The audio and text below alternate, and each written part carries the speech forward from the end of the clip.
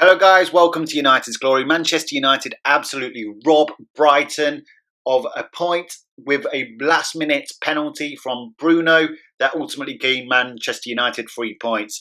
And quite frankly, that was absolutely dire. The worst Manchester United performance I think I've seen under Ollie. We got thrashed by Brighton Hove Albion. Now, I'm all for going for the board first over Ollie, but let's not just ignore, because right now Manchester United are getting outplayed by teams of the calibre of Crystal Palace and Brighton Hove Albion.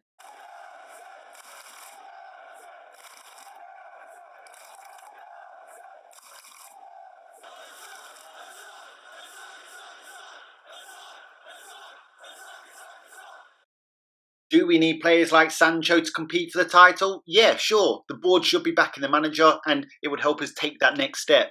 But we shouldn't be getting mesmerised by teams like Brighton with the current playing staff that we have. All of our first team make it into their team on paper. Not good enough. And Ollie has to take responsibility for that because the football is not good enough. And that is on the coaching staff. Now, I think Ollie's more of a manager than a coach, as per, say, a Pep or a Klopp. I think he's more of the manager ilk. But then his coaching staff needs to be getting more out of the players systematically. Now, I'm particularly going to be pointing the finger at McKenna and Carrick. What have you two been doing ever since you've been appointed as coaches from Jose Mourinho? You've had enough time in this job to grow to be able to put out something better than that with the talent you've got. Not good enough. Look, like I said, I'm all for going after the board first because I think that's what needs to be done. We can get Poch in, we can get Zidane in, the best managers in the world. It doesn't matter because this board will not give them what they need to take the step up from where we are right now. But we are good enough to not just beat teams like Brighton, but do to Brighton what they did to us today. It was literally like watching a Division 2 team against a Premier League team. We got that thrashed. If they'd have won 6-3, no complaints from me. It was like a clown match. Those games you play on FIFA where you hit the ball 3 or 4 times and have about 20 shots on goal and you absolutely thrash the computer, the computer's AI team. Then they go and score in the last minute with their only shot all game. And you think, this is just clearly an absolute farce. Well, that's what happened to Brighton today. They got FIFA'd. Absolutely rubbish. Do we look sluggish? Do we look tired? Do we look off the pace? Yes, the rhythm clearly isn't there, but still there's enough experience and skill in that team to be doing far better than what we did today. Look, we robbed them. We got away with the 3 points, and you have to point to the character of the team for that. Bruno stepping up in the last minute, ice cold. Bruno is literally Ollie's saviour. Let's face it. He is literally Ollie's Superman at this point. Honestly, that was just an atrocious game. At the end of the day, Brighton do not have the resources Manchester United have, and they put on a performance like that against the players of our team with the calibre of skill that our players have. Giving them Jadon Sancho doesn't make them title challengers. We should be doing far better than what we did today. Imagine giving Brighton the kind of money that Manchester United has spent over the last few years. It would have been 15-3. Ridiculous. Anyway, I'll get on to player ratings because there's not a lot of good things to say about that performance today. We were lucky, absolutely lucky. Brighton got robbed. They deserved to win. We didn't deserve a draw. So anybody that suggests that's a load of rubbish. We didn't deserve a draw. We got battered. We are Manchester United. We don't want to take charitable draws or charitable wins because we got a bit of luck. We want to paste the other team. That's what Manchester United is all about. Of course, you get the one-off games where you don't manage to do it and you play badly. You have a bad day at the office. But this is 2 Premier League games in a row we've been outplayed by mid-table fodder. Anyway, player ratings, David De Gea.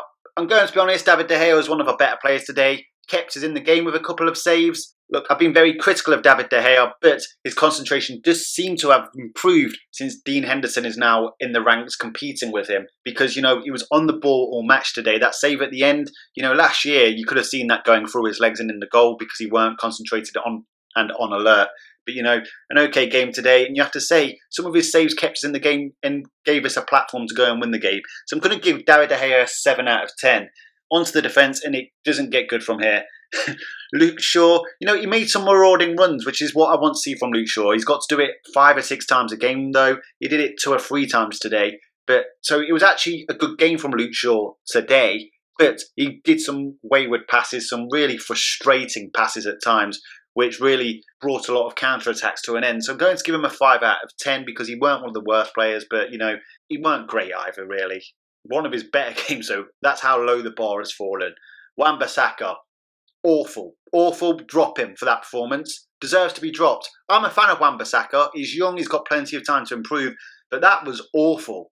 Absolutely awful. In fact, people will often point the finger to Lindelof and Maguire, but his marking at the back post is absolutely atrocious. He gets exposed time and time again. Brighton exposed him in this match 4 or 5 times alone. 4 or 5 times alone in one match. Not good enough. Not good enough for a Premier League level.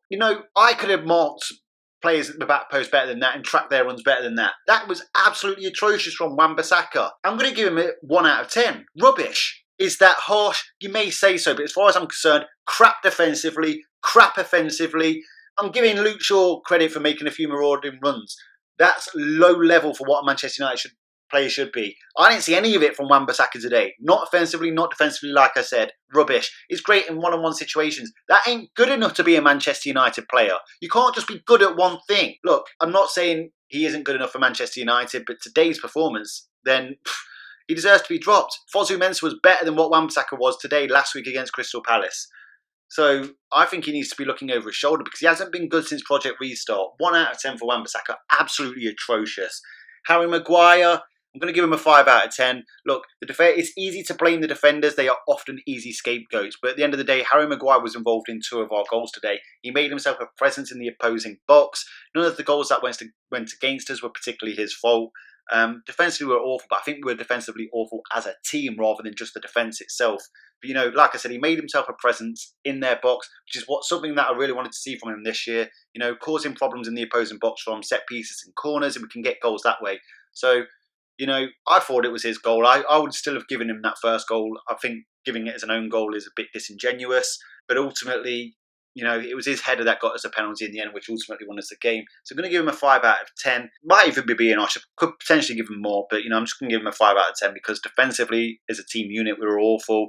I didn't see any of the captain-like abilities you want to see when your team's doing badly. The standards were just low today, and you got to put that on the captain. Victor Lindelof made no error today. Lucky to be started. I don't know what Eric Bailly has to do to get in this team. I'm not one of Lindelof's biggest critics. I think he's a good defender. But he should have been dropped for today. You can't play as badly as you did last week and not get dropped. What does that say to your squad players who are trying to break into the first team? Doesn't say much. Very fortunate to be playing today. He didn't do anything wrong, but once again, as a team defensively, we were awful. So I'm going to give him a 4 out of 10 because he didn't really contribute like Harry Maguire did in the opposing box. Onto the midfield, Nemanja Matic. One of our better players technically, but it's very similar to the situation we had last week with Scott McTominay. A lot of people were really harsh on Scott McTominay last week, I thought, but it wasn't that his performance was absolutely terrible. It's just that he shouldn't have been playing in the first place. Why would you play? Nemanja Matic has a certain set of skills that are useful against certain types of teams, not against teams that press high up the pitch, which Brighton do. We've known Brighton do this for a while now. Don't play somebody like Matic because he isn't an aggressive player. He's somebody who uses his mind more than his physicality, even though he's a big guy. He doesn't pass quick enough.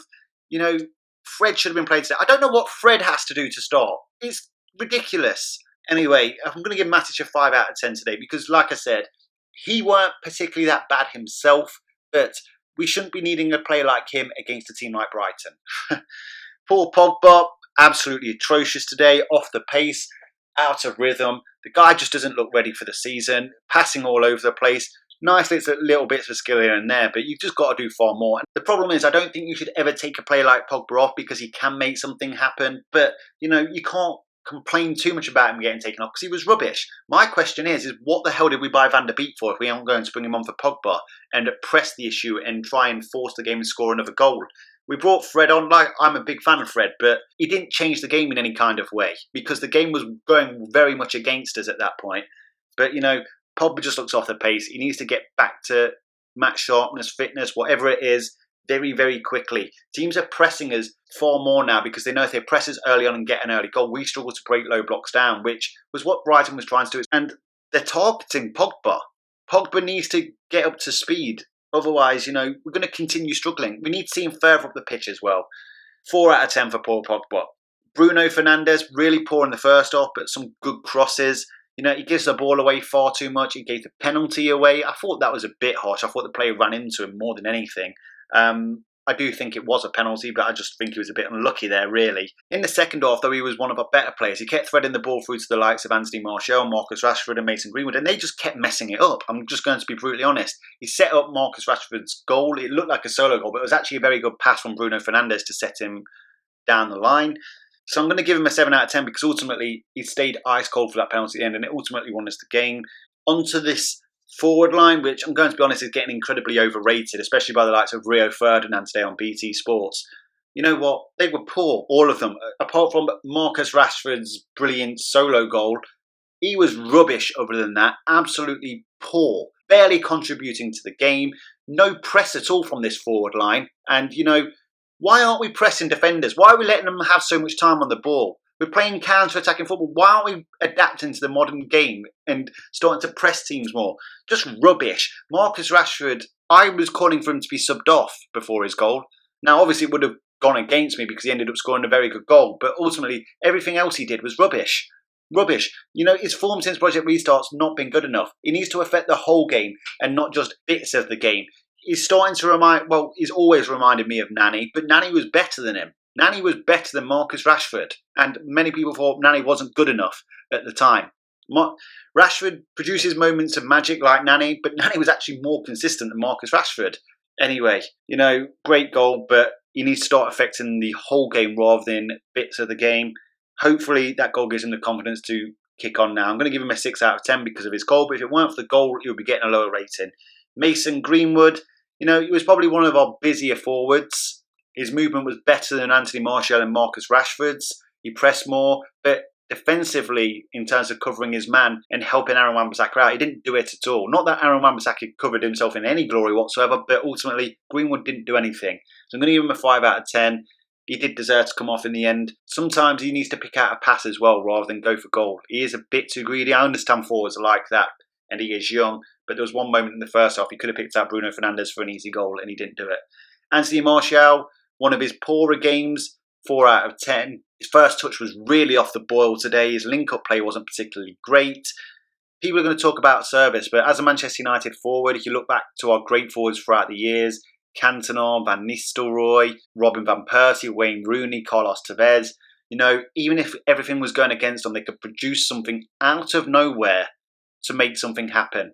Even if it wasn't their A game, they'd be trying to make it happen somewhere else, doing something different. And Anthony Martial needs to find that plan B. I've been impressed with him. He's growing into the centre striker role. I don't think we need a new striker, and I don't want to be too harsh on him right now because I think he's been one of our better players recently. But today, you just need to show that something extra when things aren't going your way. And he didn't do anything today. He was poor. He was poor today. So I'm going to give him a 4 out of 10. In terms of the subs, made no impact on the game whatsoever. So Fred and Bay, I'm just going to give them 4s. Not that they did anything wrong, but, didn't impact the game at all. Van der Beek didn't play long enough to really justify a rating. But crap. We're not pressing as a team. Systematically, we don't look like we have any idea what we're doing. All individualism. Just rubbish. Not good enough for Manchester United. And you have to look at the coaching for that. The coaching team, McKenna and Carrick, what are they doing? You've got all these players at your disposal, and that's the output. Ollie, look, I know you're not listening to this video, but if you're a manager and you're looking to your coaching staff to coach the team, then you need to get new coaches because they're not good enough. They're never going to be good enough. Alex Ferguson had many assistant managers and coaches throughout his years. He knew when he needed to get fresh ideas in, and he brought the right acquisitions in. Carlos Queiroz was actually one of Alex Ferguson's better acquisitions throughout his career at Manchester United, and he changed Manchester United's style of play and modernised it for the noughties, in which we were very, very successful. I love Michael Carrick, an absolute Manchester United legend, underrated as a player. McKenna, I don't care for whatsoever. I'm not seeing any of his strategic brilliance on the pitch at all. We rely on individualism. Well, we've got Brighton again in the League Cup on Wednesday, and obviously I'll be covering that game, but I don't have my high hopes for that game because ultimately we got thrashed today. We got an absolute pasting. It really depends on whether Brighton can put out their first string. Obviously we'll be making a lot of changes, but if they put out their first string against our second string, I really fear for what the score could be in that game because there's no way the post can save us that many times in a second game unless we dramatically increase our performance. We've got Tottenham next week. Tottenham aren't a pressing team anymore under Jose Mourinho, so I do think that game will suit us a lot better than before. But, we need to improve massively. Maybe we need that big game to really get the players' heads into gear because it's not there at the moment. But a really worrying start to the season. I absolutely want to blame the board for all this, but at the end of the day, you can't be getting crashed like that against Brighton with the players you have at your disposal. You can't. But the board do need to act. We do need to get Sancho in. They could have kept the momentum going from last season with a few acquisitions, some positive transfer business. They didn't, and I absolutely do blame them for that. And we absolutely should be looking to get the board out before Ollie. But let's not ignore what we're seeing on the pitch because of the last 2 games, not good enough. Anyway, make sure you subscribe. Smash a like on the video if you thought Bruno Fernandes deserved man of the match. Until next time, talk soon.